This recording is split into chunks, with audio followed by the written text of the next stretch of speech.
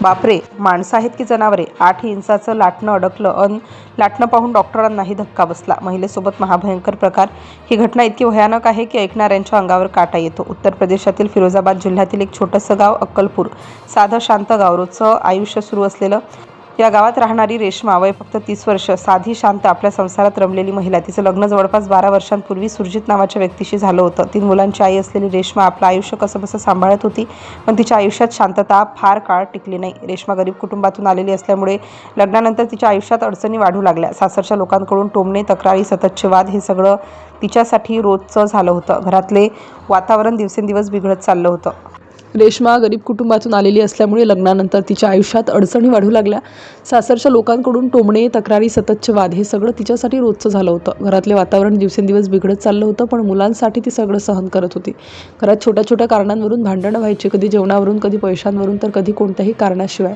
रेश्माचा छळ होत असल्याची माहिती तिच्या माहेरच्यांनाही होती, पण प्रत्येक वेळी ती एकच गोष्ट सांगायची, सगळं ठीक होईल. मात्र त्या सोमवारी रात्री परिस्थिती अचानक बदलली. रात्री सुमारे 9च्या सुमारास घरात जोरात आवाज येऊ लागले. पती सुरजित नशेत घरी आला होता. त्याने रेश्माशी भांडण सुरू केलं. सुरुवातीला नेहमीसारखंच वाटलं, पण काही क्षणातच परिस्थिती बिघडली. सुरजितने रेश्माला मारहाण करण्यास सुरुवात केली, शिवीगाळ, धमक्या, आणि मग अचानक त्याने आपल्या दोन्ही भावांना बोलावून घेतलं. घरात आता 3 जण होते आणि समोर होती एकटी रेश्मा. तिघांनी मिळून रेश्माचे हातपाय बांधले, तिचं तोंड बंद केलं. ती मदतीसाठी झटपटत होती, पण तिच्या आवाजाला कुणीच ऐकत नव्हतं. घराच्या 4 भिंतींमध्ये सुरू झाला एक अमानवीय छळ.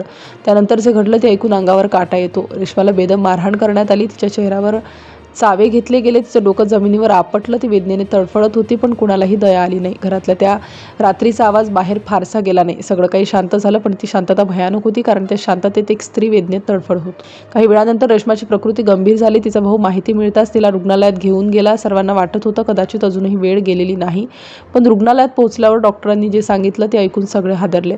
रेश्मा रुग्णालयात पोहोचण्याआधीच मृत झाली होती. डॉक्टरांनी प्राथमिक तपासणी केली, पण तपासणी दरम्यान काहीतरी वेगळं जाणवलं. डॉक्टरांनाही काहीतरी संशय आला. त्यानंतर शवविच्छेदन करण्याचा निर्णय घेण्यात आला. पोस्टमॉर्टम सुरू झाला आणि काही वेळातच डॉक्टरांना जे दिसलं ते पाहून तेही स्तब्ध झाले. शवविच्छेदन अहवालात एक धक्कादायक गोष्ट समोर आली. रेश्माच्या शरीरात मोठ्या आतड्यांजवळ सुमारे 8 इंचाचं लाटणं अडकलेलं होतं. हे पाहून डॉक्टरांनाही धक्का बसला, कारण ही घटना साधी मारहाण नव्हती, तर अमानवीय क्रूरतेचा कळस होता.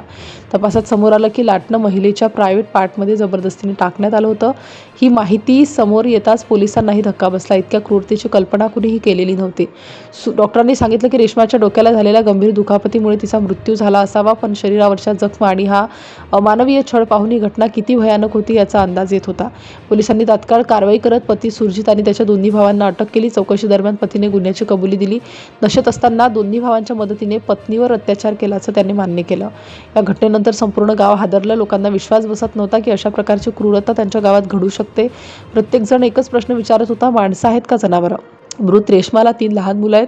आईच्या मृत्यूनंतर त्यांचं आयुष्य अंधारात गेलंय. पोलिसांनी मुलांची चौकशी सुरू केली, पण या निरपराध मुलांचं भविष्य आता काय? ही घटना फक्त एक गुन्हा नाही, तर समाजाला आरसा दाखवणारी घटना आहे. महिलांवर होणाऱ्या अत्याचाराची भीषणता पुन्हा एकदा समोर आली आहे. घराच्या 4 भिंतीत घडणाऱ्या या अशा घटना कित्येकदा बाहेरही येत नाहीत, पण रेश्माच्या घटनेने सगळ्यांना हादरवून सोडलं, कारण यावेळी क्रूरतेची सीमा ओलांडली गेली होती.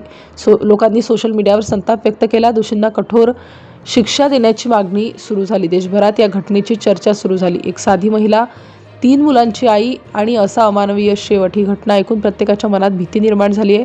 शेवटी प्रश्न एकच उरतो, माणसं इतकी क्रूर कशी होऊ शकतात? एका स्त्रीवर इतका अत्याचार करणं हे माणुसकीला काळिमा फासणार आहे. ही घटना आपल्याला विचार करायला भाग पाडते, कारण रेश्मा एकटी नाही, अशा अनेक महिला अजूनही अत्याचार सहन करत आहेत, आणि कदाचित पुढची घटना कुठे घडेल हेही सांगता येत नाही.